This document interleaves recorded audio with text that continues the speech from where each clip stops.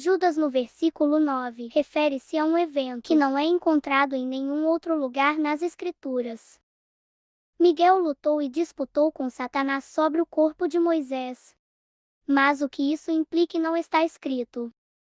Judas capítulo 1, versículo 9. Mas até o arcanjo Miguel, quando estava discutindo com o diabo Satanás, e discutindo sobre o corpo de Moisés, não ousou trazer uma condenação abusiva contra ele, mas simplesmente disse: "O Senhor te repreenda." Este evento ocorre em Judas. Ele mostra algo que não é encontrado em nenhum outro lugar da Bíblia. A questão surge naturalmente. Onde ele conseguiu essa informação? Alguns acham que a informação foi transmitida pela tradição.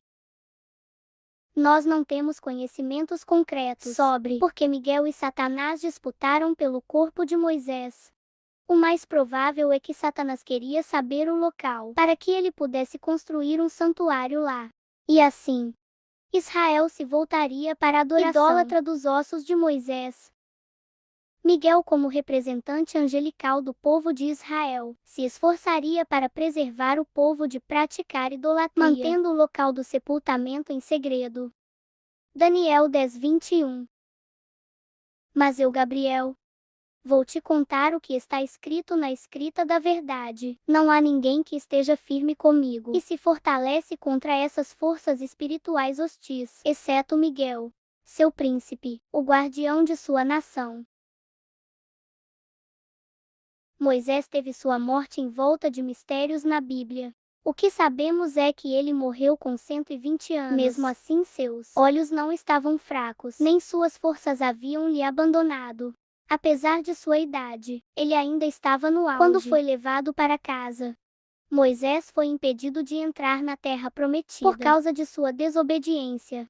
Ele conduziu os israelitas até os limites de Canaã. No final da vida de Moisés, Deus lhe deu um vislumbre da terra pela qual ele havia deixado o Egito. Moisés escalou o Monte Negro, desde a planície de Moabe ao cume de Pisga. Dificilmente veremos um homem de 120 anos escalando a montanha de quase 1 quilômetro de altura e viva para nos contar como foi essa aventura. No entanto, Moisés conseguiria. Ele sabia que iria morrer, e Deus já havia colocado outro homem, Josué, em seu lugar antes de sua partida. A responsabilidade de guiar a nação foi tirada de seus ombros pela primeira vez nos últimos 40 anos de sua vida.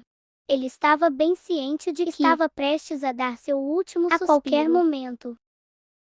Moisés se alegrou com a visão da terra prometida, um pedaço de terra que ele nunca iria pisar, e era isso que ele mais esperava. Mas Deus o queria em casa, e Moisés entregou o seu espírito.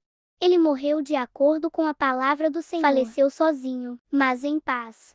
A morte, como forma de colocar as coisas na perspectiva adequada da vida. Que maneira impressionante de viver 120 anos. E você não precisa usar óculos, não precisa usar muletas. Os israelitas sentiram muito a falta dos sábios conselhos de seu velho líder. Isso mexeu com as suas emoções a tal ponto que levou um mês inteiro para eles lamentarem sua morte depois que ele se foi. Até que um dia aquela manhã chegou ao fim. Depois da morte vem o enterro. E assim também foi com Moisés. Em Deuteronômio 34:6, contém uma das declarações mais impressionantes sobre a notável carreira de Moisés. E ele o sepultou no vale da terra de Moabe, em frente a Betepeu, mas ninguém sabe onde está a sua sepultura até hoje. Moisés é a única pessoa na Bíblia a quem Deus sepultou pessoalmente.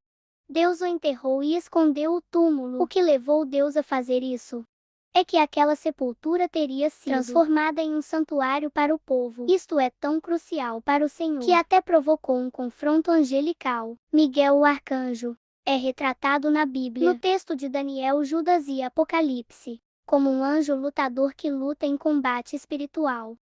A palavra arcanjo significa anjo do mais alto nível. A maioria dos anjos na Bíblia são descritos como mensageiros. Já Miguel é representado como contendendo, resistindo ou permanecendo contra espíritos malignos e principados. O seu nome, na verdade, é uma pergunta: quem é comparável a Deus? Miguel recusou-se a julgar preciosamente. Em vez disso, Ele simplesmente anunciou a repreensão de Deus. Podemos ver isso em Zacarias, onde o Senhor repreende Satanás por suas acusações contra Josué, o sumo sacerdote. Então ele me mostrou Josué, o sumo sacerdote, de pé diante do anjo do Senhor, e Satanás de pé à sua direita para se opor a ele. E o Senhor disse a Satanás: O Senhor te repreenda, Satanás. O Senhor que escolheu Jerusalém te repreenda. Miguel é um anjo poderoso, mas permanece completamente submisso ao Senhor. Os anjos têm uma classificação e são submissos à autoridade.